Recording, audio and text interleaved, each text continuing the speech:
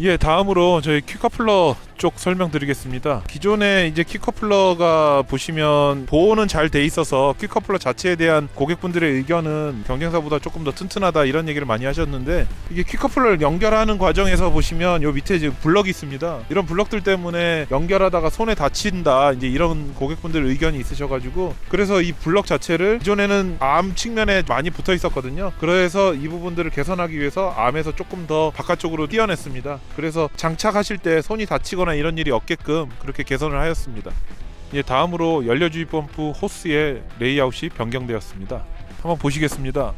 이 실물을 보시다시피 연료주입 펌프 호스의 레이아웃이 변경되었습니다. 기존에는 저희가 이제 출고할 때는 깔끔하게 정리돼서 나가는데, 타일을 커팅해내고 실제로 사용하시다 보면 다시 정리하면 정리가 잘 안 되고 내부가 좀 지저분해지는 그런 경향이 있었거든요. 근데 저희가 이번에 보시면 타일을 커팅해도 실제 이 주입구 끝단 같은 경우에는 따로 보관할 수 있는 공간을 이렇게 만들어서 이 호스들이 정리가 깔끔하게끔 잘 될 수 있도록 이렇게 레이아웃을 개선하였습니다. 예, 다음으로 저희 경광등 좀 위치를 기존 모델하고 조금 다르게 손을 봤습니다. 기존의 경광등 같은 경우에는 뒤쪽으로 넘어가게 되었습니다. 그러다 보니까 뒤쪽으로 넘기면서 고객분들이 스윙하면서 경광등이 파손되는 사례가 많았거든요. 혹시 경광등을 올려놓고 이렇게 작업하시다가 나뭇가지에 파손될 것 때문에 눕혀놓고 하시는 분들이 많아서, 그런 부분들을 개선하기 위해서 뒤로 눕지 않고 살짝 옆으로 누워서 전체적으로 장비의 회전 반경 안에 들어가게끔 개선을 하였습니다. 장비 한번 보여드리겠습니다. 보시다시피 경광등이 살짝 옆으로 약 45도 정도 이렇게 꺾어서 눕게끔 되어 있고요. 이러다 보니까 장비 전체의 선의 반경 안에서, 특히 캐빈 선의 반경 안에서 경광등이 위치해 있다 보니까 기존보다는 편해하면서 경광등이 파손될 수 있는 가능성 자체를 조금 낮춰놨습니다. 다음으로 붐 실린더 가드가 변경되었습니다. 기존의 붐 실린더 가드가 실린더하고 물려있긴 하지만 이게 정확하게 딱 물려있지 않아서 매번 작업하시다가 특히 충격받고 나면 금방 파손되거나 떨어지거나 이런 경우가 많았거든요. 보시다시피 실린더 가드하고 붐이 최대한 밀착되게끔 그렇게 변경을 해서 실린더 가드가 기존보다 조금 더 보호 역할도 튼튼하게 할 수 있고 실제 내구성이 그만큼 더 유지될 수 있도록 변경을 하였습니다.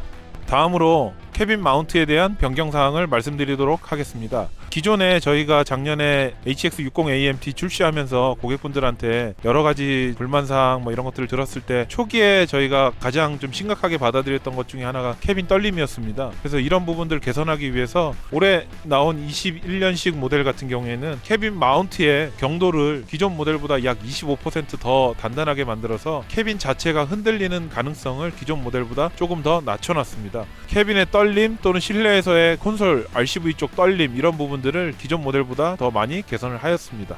다음으로 고객 여러분들께서 퀵커플러 사용하시면서 잔압이 잘 안 빠져서 망치로 때리거나 이런 부분들이 자꾸 생겨서 퀵커플러가 망가지고 이런 파손되는 경우가 사실 많았거든요. 그런 부분들 때문에 저희가 잔압을 제거를 쉽게 할 수 있는 방법을 기존부터 저희가 몇 차례 설명드리고 했었는데, 일부 고객분들은 잘 알고 따라하시는 반면 또 일부 고객들은 잘 모르시고 여전히 망치 같은 것으로 이제 때려서 이렇게 빼고 이런 경우가 많았던 것으로 알고 있습니다. 그래서 잔압 제거 방법을 자세하게 설명드리겠습니다.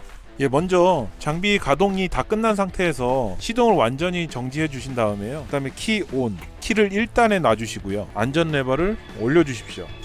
그리고 올린 상태에서 오른쪽에 보시면 비례 조절 밸브가 있거든요. 이 비례 조절 밸브는 2웨이 쪽 압력을 빼주시는 겁니다. 이 밸브를 조작하셔서 압력을 빼주시고요. 다음으로 4웨이 쪽, 즉 회전 라인은 왼쪽이니까 왼쪽에 비례 조절 밸브를 조작하셔서 잔압을 빼주시면 되겠습니다. 그리고 나서 다시 연결을 하시면 손쉽게 연결을 하실 수 있습니다.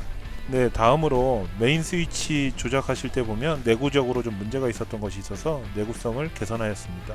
기존에 보시면 이 메인 스위치를 조작을 자주 하시는 분들은 아마 가끔 발생했던 것으로 알고 있는데요.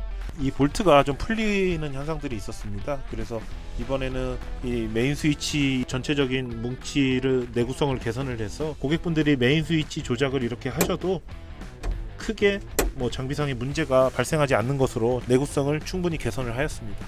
다음으로 비례 조절 밸브 조작성을 개선하였습니다. 기존의 비례 조절 밸브 사용하시면 고객분들께서 불만사항을 말씀하신 분들이 있으셨거든요. 부드럽게 동작이 되지 않고 갑자기 급동작이 된다, 뭐 이런 고객분들 의견이 있으셔서 이런 부분들을 더 미세 조작이 가능할 수 있게끔 좀 더 개선을 하였습니다. 그래서 실제 조작을 해보시면 특히 시작하는 부분 이런 데서 고객분들이 기존보다는 조금 더 부드럽다, 이런 부분을 느끼실 수 있을 겁니다.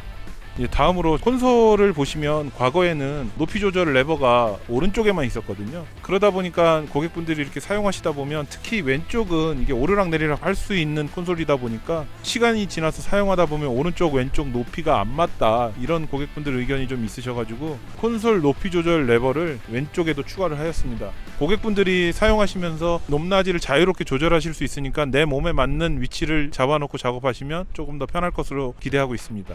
시트 서포트도 기존보다 조금 더 튼튼하게 개선을 해서요, 제가 앞서 말씀드린 캐빈 떨림, 의자 떨림, 콘솔 떨림 이런 부분들을 기존 모델에서 그런 문제점들이 나와서 저희가 고객분들한테 많은 불만을 받았던 게 사실인데요, 그런 부분들을 개선하기 위해서 아까 말씀드린 캐빈 서포트의 내구성도 개선을 하였고 시트 서포트의 내구성도 개선하였습니다.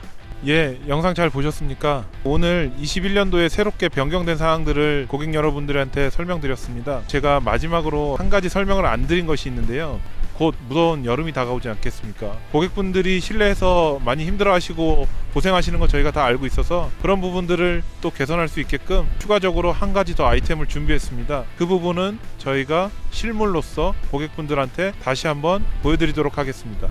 영상 끝까지 시청해 주셔서 감사합니다. 다음에 또 다른 영상으로 인사드리도록 하겠습니다. 감사합니다.